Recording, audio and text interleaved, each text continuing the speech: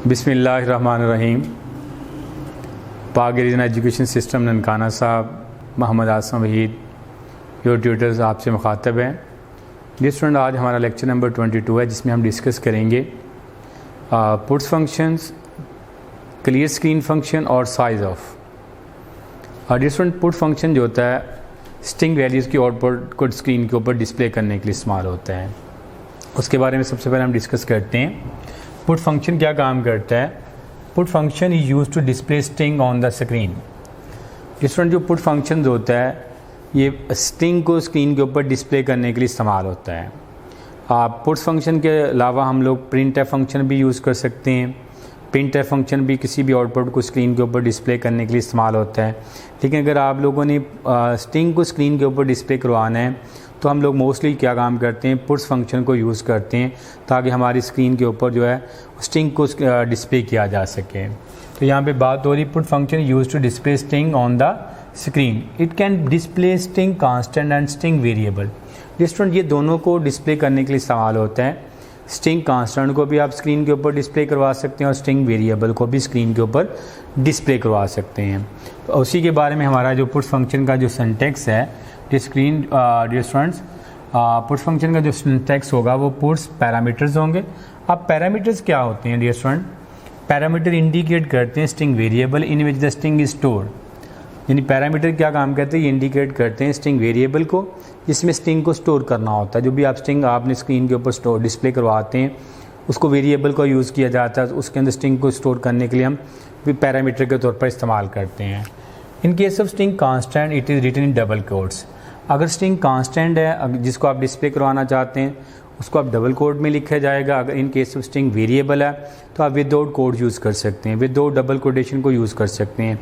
अगर तो string constant है फिर आप क्या काम करेंगे, उसको डबल कोटेशन में लिखना पड़ेगा, डबल कोड्स में लिखना पड़ेगा। अगर स्ट्रिंग वेरिएबल है तो आप विदाउट कोड्स यूज़ करते हैं।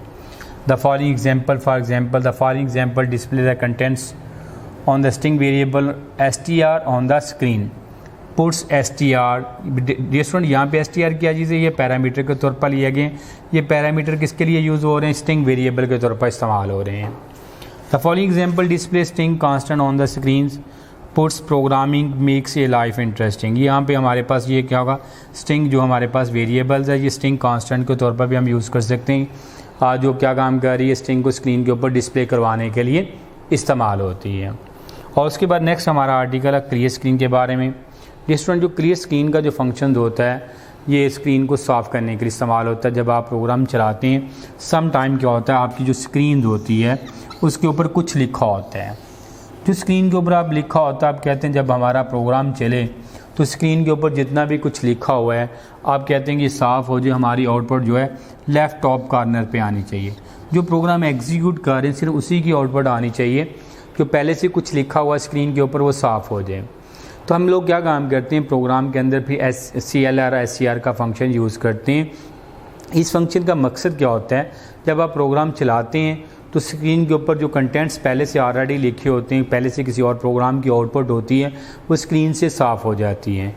जब साफ़ होती है और आपका जो पॉइंटर होता है वो लेफ़्ट टॉप कॉर्नर के ऊपर ब्लिंक कर रहा होता है, ये सारा कुछ साफ़ हो जाएगा डियर स्टूडेंट।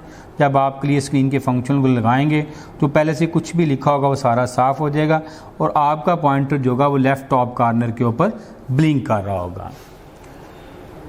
अब इसको जब यूज़ करते हैं तो स्टूडेंट हमारे पास हेडर फाइल का भी यूज़ किया जाता है। इसकी जो डेफिनेशंस को जो डिफ़ाइन किया गया है वो console.h हेडर फाइल के अंदर डिफ़ाइन किया गया है। जब भी आप इस फंक्शन को यूज़ करेंगे फर्स्ट ऑफ ऑल आप क्या काम करेंगे, आपको console.h हेडर फाइल को बिगिनिंग ऑफ एक्चुअल प्रोग्राम को ऐड करना पड़ेगा। उसी के बारे में हमारा आज का आर्टिकल है, कैसे काम करता है। जो स्टूडेंट CLR SCR का फंक्शन जो होता है ये क्या काम करता है, स्क्रीन को क्लियर करता है। किसके लिए यूज़ होता है, स्क्रीन को क्लियर करने के लिए इस्तेमाल होता है। It is abbreviation of clear screen. ये CLR SCR की जो एब्रीविएशन किसकी यूज़ कर रहे होते हैं, ये क्लियर स्क्रीन की एब्रीविएशन को हम यूज़ कर रहे होते हैं। जब ये फंक्शन एग्जीक्यूट होता है तो स्टूडेंट क्लियर स्क्रीन क्या होती है, वो क्लियर हो जाती है और आपका कर्सर जो होता है वो ब्लिंक करता है लेफ़्ट टॉप कॉर्नर के ऊपर। The function is available in header file, console.h header file में अवेलेबल होता है। इसका सिंटैक्स क्या होता है, CLR SCR आगे ब्रैकेट डाल देंगे, वो फंक्शन साइन होता है और देन सेमीकोलन। क्या होता है ये, देन सेमीकोलन। जब आप सिंटेक्स को यूज़ करते हैं क्लियर स्क्रीन के लिए तो उसके लिए एब्रीवेशन क्या होता है, CLR क्लियर का होता है, SCR जो होता है वो स्क्रीन का होता है, और आगे फंक्शन साइन डाला होता है। जब आप प्रोग्राम के अंदर यूज़ करते हैं तो स्क्रीन जो होती है वो क्लियर हो जाती है, सिर्फ उसी प्रोग्राम की आउटपुट डिस्प्ले होती है जिसको आपने स्क्रीन के ऊपर एग्जीक्यूट करना होता है। बाकी जो पहले से रिमेनिंग जो प्रीवियस जो आउटपुट होती है वो सारी की सारी क्लियर हो जाती है। डिफरेंट जो लास्ट हमारा आर्टिकल आज का, उसमें साइज ऑफ ऑपरेटर्स है। साइज ऑफ ऑपरेटर्स क्या काम करता है, जब आप प्रोग्राम को यूज़ करते हैं तो उसमें डिफरेंट कंटेंट्स को आप यूज़ कर रहे होते हैं, उनकी बाइट्स को आप फाइंड आउट करने के लिए हम क्या काम करते हैं डियर स्टूडेंट, वो साइज ऑफ ऑपरेटर का इस्तेमाल करते हैं। साइज ऑफ ऑपरेटर से क्या होता है, जितनी भी वो डाटा होता है, जो कंटेंट्स आप यूज़ कर रहे होते हैं, उनकी बाइट्स जो जितनी वो ऑक्यूपाई बाइट्स कर रहा होता है, हमें उसका अंदाज़ा हो जाता है। तो उसके बारे में हम क्या काम करते हैं, साइज ऑफ ऑपरेटर्स क्या काम करता है, size of operator use to find the size of any data value. किसी भी डाटा वैल्यू का साइज़ को फाइंड आउट करने के लिए हम लोग क्या काम करते हैं dear student, size of operator का इस्तेमाल करते हैं। अब साइज ऑफ ऑपरेटर से क्या होता है, it gives the number of bytes, हमें ये नंबर ऑफ बाइट्स मिलती है occupied by the value. Value जो जितनी भी वैल्यूज ऑक्यूपाई कर रही होती है उसकी नंबर ऑफ बाइट्स जो हमें वो मिल जाती है। इसका डियर स्टूडेंट सिंटेक्स क्या होता है जो हम लोग यूज़ करते हैं सी लैंग्वेज के अंदर, size of operands. Size of operands, operands क्या होता है, ये कांस्टेंट भी हो सकता है और वेरिएबल भी हो सकता है। जो साइज ऑफ ऑपरेटर्स के अंदर जो हम लोग ऑपरेंड यूज़ करते हैं ये वेरिएबल भी हो सकता है या कांस्टेंट भी हो सकता है। इसकी एग्जांपल आप लोगों को मेंशन की मैंने, साइज ऑफ एन है, एन यहाँ पे वेरिएबल के तौर पर यूज़ हो रहा है। ये वेरिएबल के साइज़ को ऑक्यूपाई करने के लिए बताएगा कितना इसने साइज़ ऑक्यूपाई किया हुआ है। साइज ऑफ 10 है, साइज ऑफ 4.2 है, यहाँ पे इंटीजर वैल्यू को शो किया जा रहा है, यहाँ पे फ्लोटिंग वैल्यूज़ को शो किया जा रहा है, और यहाँ पे मैंने मेंशन किया स्ट्रिंग वैल्यूज़ को। अब यहाँ पे क्या काम करता है, किसी भी जो वैल्यूज़ होती है, कोई डाटा आइटम यूज़ कर रहे होते हैं, डाटा वैल्यूज़ यूज़ कर रहे होते हैं, साइज ऑपरेटर का काम जो होता है उसकी बाइट्स के अंदर उसकी साइज़ को फाइंड आउट करना होता है।